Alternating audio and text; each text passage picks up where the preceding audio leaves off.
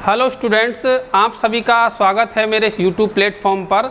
और आज की इकोनॉमिक बॉटनी की क्लास में हम बात कर रहे हैं सेब के बारे में। आइए शुरू करते हैं।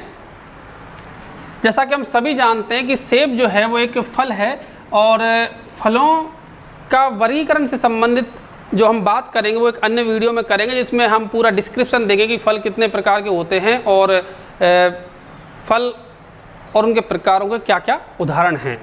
यहाँ पर हम जो है इकोनॉमिक बॉटनी के पॉइंट ऑफ व्यू से सेब को पढ़ रहे हैं। तो जैसा कि हम सभी जानते हैं कि सेब जो है वो बहुत ही स्वादिष्ट और एक महत्वपूर्ण फल है, जिसका प्रयोग हम बहुतायता में करते हैं। इसका बॉटनिकल नेम की बात की जाए तो इसका बॉटनिकल नेम जो होता है वो होता है पायरस मेलस। इसके अगर कुल की बात की जाए तो सेब का जो कुल होता है वो होता है रोजेसी।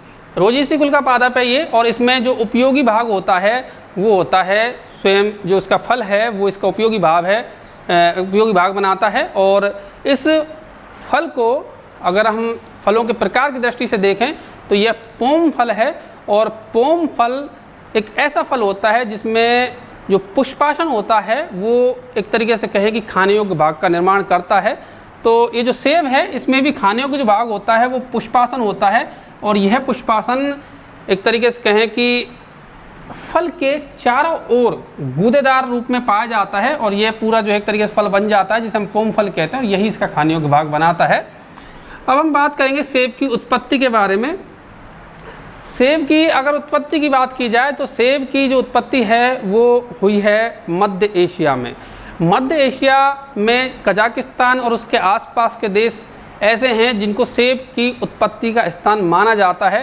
हालांकि कुछ वैज्ञानिक इसकी उत्पत्ति यूरोप से भी मानते हैं।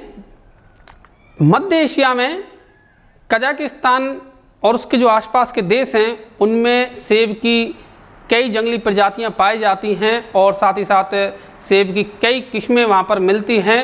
तो इससे ये अनुमान लगाया जाता है कि सेब का जो है वो मध्य एशिया उत्पत्ति का पादप है। और यहाँ से ये सेब जो है वो अमेरिका महाद्वीप, यूरोप महाद्वीप में अन्य जो देश हैं वहाँ पर पहुँचा। और भारत और एशिया के संदर्भ में अगर हम बात करें तो यहाँ पर काफ़ी पुराने समय से जो सेब है वो कृषित किया जा रहा है।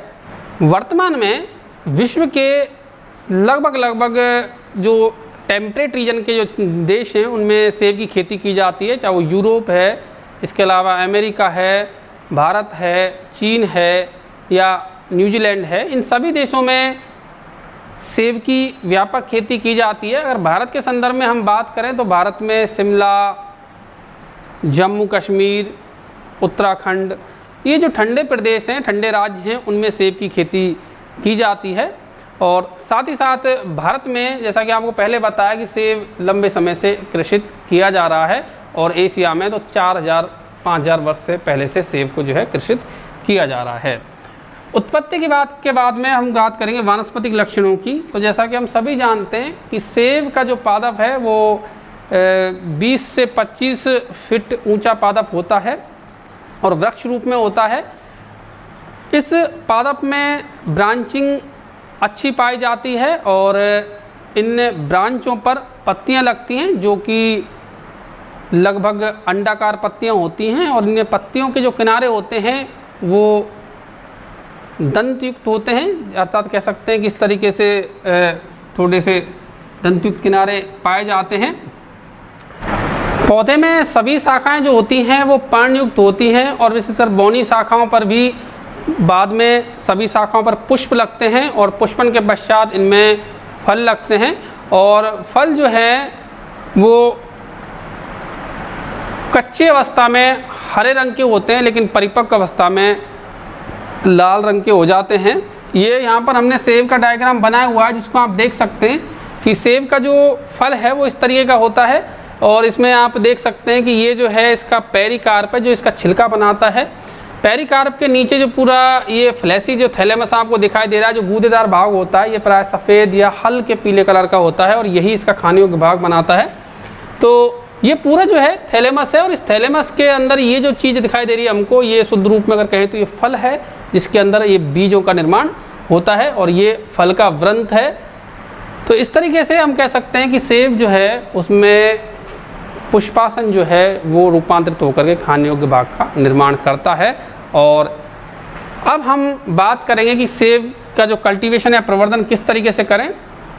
तो सेब सबसे पहले तो हमको जानना आवश्यक है, सेब जो है वो शीतोष्ण पादप है, शीतोष्ण जलवायु का पादप है, टेम्परेट जलवायु का पादप है। अर्थात हम कह सकते हैं कि जहाँ पर तापमान न्यून रहता है, बहुत ठंडी जलवायु रहती है, वहाँ पर ही जो है सेब पैदावार वहाँ पर हो सकती है।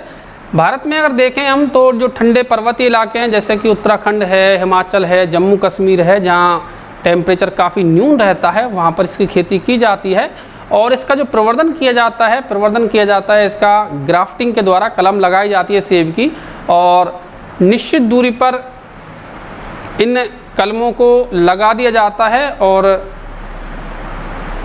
सेब में जब फल लगते हैं तो लगभग 3 से 4 बार किस्तों में फलों को तोड़ लिया जाता है।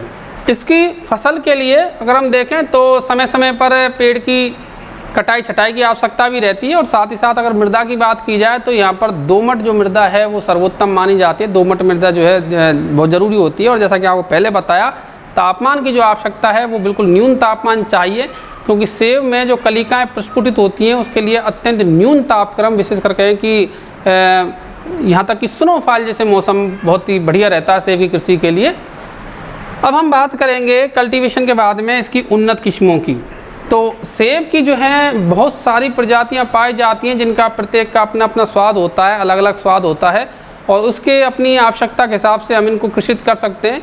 यहाँ पर हमने कुछ महत्वपूर्ण जो वैरायटी हैं सेब की, उनका जो है आप नाम देख सकते हैं। इनमें से कुछ हैं Vance Delicious, Top Red, Red Spur Delicious, Red June, Red Gala, Royal Gala, Real McCoy, Red Free, Golden Delicious, Red Gold आदि। ये सभी जो हैं वो सेब की उन्नत किस्में हैं जिनको लगा करके इसका अच्छा उत्पादन प्राप्त किया जा सकता है। और यह एक ऐसा फल भी है जिसकी मांग मार्केट में काफ़ी ज़्यादा रहती है, क्योंकि स्वादिष्ट फल है। तो इसको लगा करके जो किसान हैं वो अच्छा अपना उत्पादन प्राप्त कर सकते हैं और अच्छी आमदनी ले सकते हैं। अब हम बात कर लेते हैं सेब के उपयोगों की। तो जैसा कि हम सभी जानते हैं सेब जो है एक बहुत ही अच्छा फल है, स्वादिष्ट फल होता है। तो इसका प्रयोग जो है हम फलों में सबसे एक तरीके से कह सकते हैं प्रमुखता से खाने के लिए करते हैं। इसके अलावा इसकी स्लाइस बना करके प्रिजर्वेटिव्स के साथ मिला करके भी इसको लंबे समय तक सुरक्षित रखा जाता है, उनको भी हम खा सकते हैं। सेब से जैम, जेली, मुरब्बा आदि भी बनाया जाता है।